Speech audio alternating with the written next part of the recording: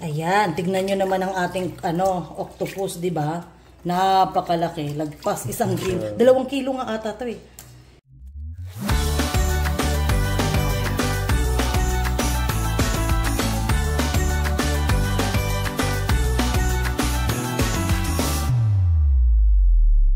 Annyeonghaseyo, I'm Ruby G and welcome back to my channel. So natapos natin yung ibang mga banchan, though hindi pa yun hindi pa yung complete na set. Marami pa akong ilalabas next time na mga iba't ibang klaseng banchan pa and kimchi. So ngayon, for today's video, kahapon kasi nakatiming ako ng magandang pugita. Pugita ba? Pugita ba yun sa Tagalog? Magandang octopus. Malaki siya at maganda at sariwang-sariwa. So naisipan ko na i-vlog ang ating nakchi bukong.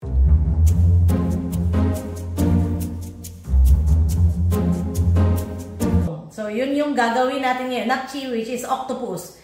Ito actually, pulutan naman talaga to. Doon pwede siyang iulam pero mostly talaga, sa Korea, pulutan siya. So, dahil Friday ngayon, ito ang ating gagawin. Kasi, pag inista ko pa yan sa ref ko, hindi na yan fresh. So, unahin natin ang paghiwa ng ating mga vegetables. No. Before that, ibababad muna natin ang ating octopus. Kailangan matanggalin natin yung mga salay baba, yung madulas o slime doon. So bababad muna natin siya, okay?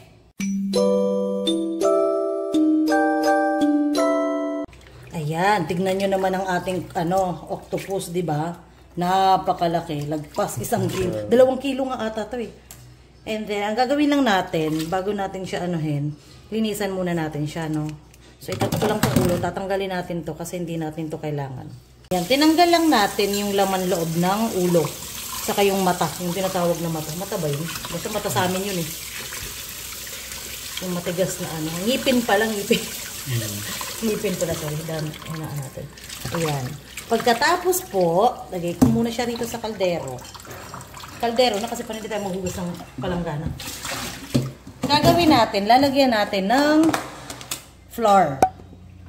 Ito yung pantagal natin ng slimy na niya. And then, ang ating rock salt. Hayaan muna natin siya dyan. Maraming rock salt kasi parang lalamas-lamasin mo siya. Pantanggal to ng Pwede nyo itong gamitin sa pusit. Di ba pa naglilinis ng pusit? Yung pusit lumot ba? Yan. Para lang tayo naglalaba. Laba. Pinapaliguan lang pala, hindi laba. Tingnan mo, ganyan. Di ba laki ng galamay? Tapos, uulitin ko to with asin naman, okay? Asin na lang. Ayan. Sige, lagyan mo na. Sige pa, asin. Ayan, okay. Ito yung next natin panghugas. Ito na, nahugasan na natin siya. Lalagyan lang natin siya ng konting tubig. Konti lang kasi magtutubig din naman yan. Ayan, ganun lang. Hindi nga umapaw. And then, lalagyan natin ng mirin. Ang mirin kasi, para siyang cooking wine. Nagtatanggal siya ng langsa. Ayan. Tatluhin na natin kasi malaking-malaki naman siya. And then, pakuluan na natin.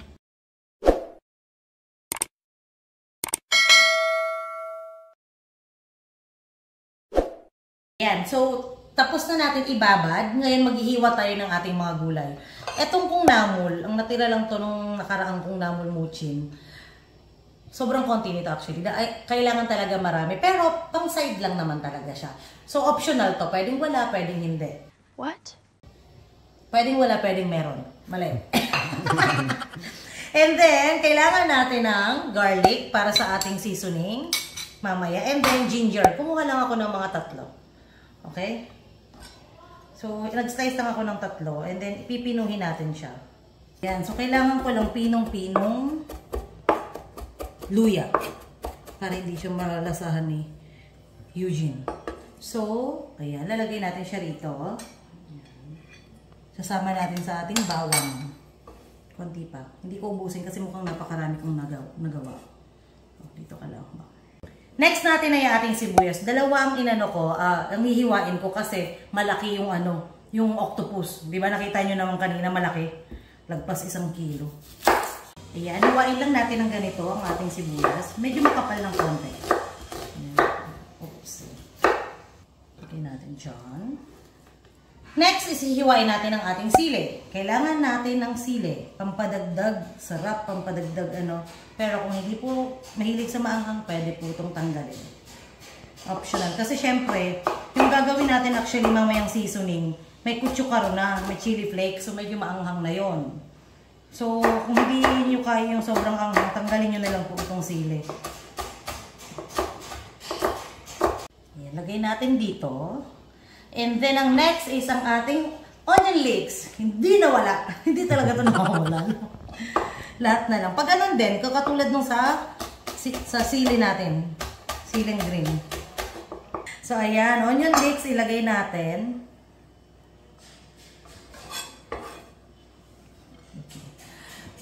And then, eto, last but not the least, ang ating sesame leaves. Eto, actually, natira nung nagsanggipsal kami dito sa bahay. This is optional. This is optional. Pero, ayan na naman si pero, kung meron, mas nakakadagdag sarap. Mas nakakadagdag ng yung mabangong amoy. Ayan. Saka mas masarap. Pero kung wala, optional lang po talaga to. Dati, hindi naman ako naglalagay nito. Kasi hindi ko naman alam. Tinuruan lang ako ng biyanan ko. Pwede pala to ilagay. And nung nilagay ko, mas nagustuhan ni Eugene. So, inano ko na yan. Hiwain lang ang ganyan. Apat lang. Okay na yan. Carry na. Ngayon, gagawin na natin ang ating seasoning. Okay? And then, iboboil natin ang ating octopus. Yan. So, habang nagpapakulo tayo, gawa na tayo ng seasoning. Okay? Ito, mix ng mix ng garlic and then ginger. Okay? Then, lagyan natin ng 4 na kutsara, 4 tablespoon na kutsukaro, 4 tablespoon na soy sauce. Soy sauce. Lumalamang na yung pagod. Lumalamang na yung pagod ko. 4 tablespoon na soy sauce. 1 kutsarang asukal. Dapat pala asukal muna bago ko nag-soy sauce. And then, corn syrup. Naubusan ako ng corn syrup. Kumuha ko sa Noritar. So, ito siya. Yan. Corn syrup. 3. Adjust nyo na lang. Feeling ko gagawin kong 4. Kasi nga, malaki yung ano natin. Malaki yung ating Pugita. Pugita, yes. And magdadagdag ako. Feeling ko ng ano. Yan. And then, oyster sauce. Korean oyster sauce. Wait lang. Lagay tayo ng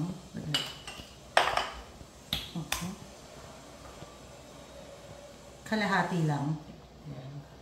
Oh, malapit na sa 1 kutsara. And then, plum syrup. Plum syrup.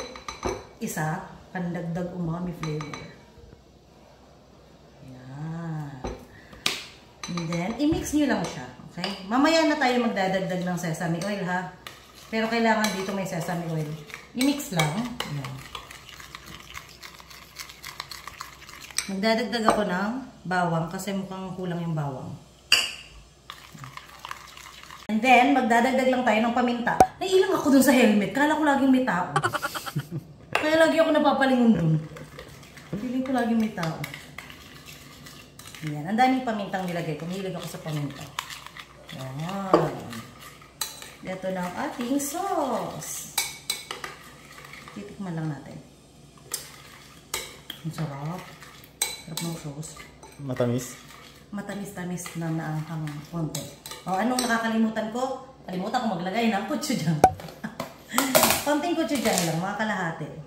Ayan o, ganyan lang.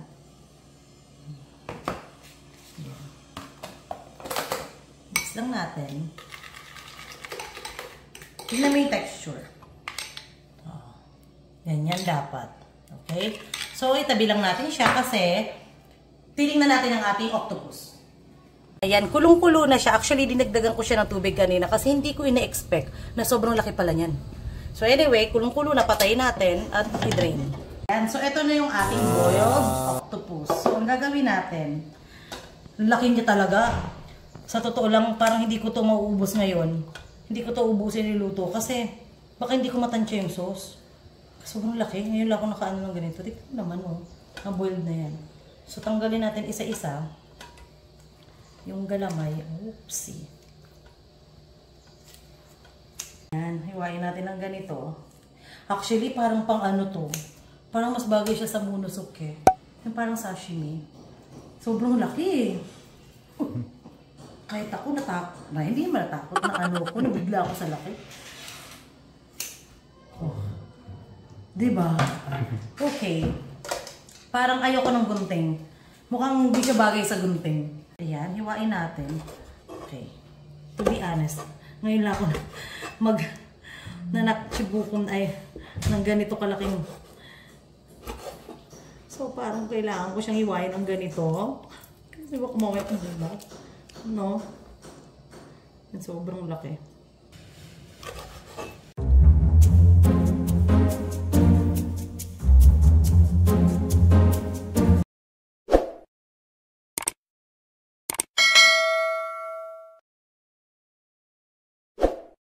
So, matapos ang shocking na octopus na napakalaki pala. Hindi ko po inubos. As you can see, konti lang. May mga ilang galamay pa po doon. Talagang hindi ko kaya. Kasi parang feeling ko, magdadagdag na naman ako ng sauce. Mas matrabaho yun. And then, parang gusto ko siya i-serve kay Yuji na munosuke. Yung parang sashimi. Tapos isasaw-saw lang sa soy sauce na may wasabi. So, ayan lang muna. So, maglagay tayo dito. To start, maglagay tayo ng oil. Yeah. Oil. And then, igasa natin ng ating sibuyas and then sili. Oh, hindi pa mainit. Hintayin nyo lang. Ay, nga pala kasi may inang apo yan din. Sibuyas. Lagay natin ang ating sili. Kanina sibuyas, ngayon sili. Ilagay natin to. Onion leeks. Sa totoo lang, pwede po kayo maglagay ng iba pang gulay dito. Pwedeng carrots, zucchini, katulad nung ginawa natin sa squid. Parang ganun din. Magkaiba lang ng konti yung kanilang sauce and process ng pag-ano. Okay.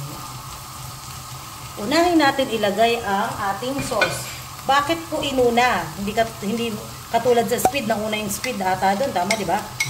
Inuna ko to kasi gusto ko yung smoky flavor. Parang nasunog-sunog siya. Yung parang, yun nga, naprito-prito yung sauce.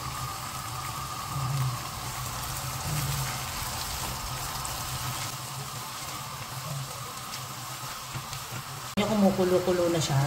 Ilagay natin ang ating octopus.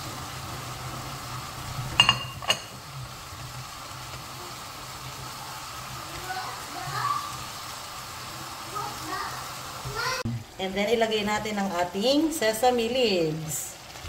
Ayan. Paanin lang natin yung sabaw, no? Kasi dapat wala siyang sabaw. So, paglagay natin ng sesame leaves, ayan. Kaya lang natin siya kumulo. Para rin pumasok yung lasa ng sesame leaves. Ito po kung namol. Sobrang dali lang gawin. Kung ano ang ginawa ko sa kung namol bukom na to, yun, sundan nyo lang yung video. Hindi ko na ipapakita kasi sobrang haba na ng video natin. Okay? And then, isa-side lang siya. So, kakainin siya kasama ng octopus. That's it.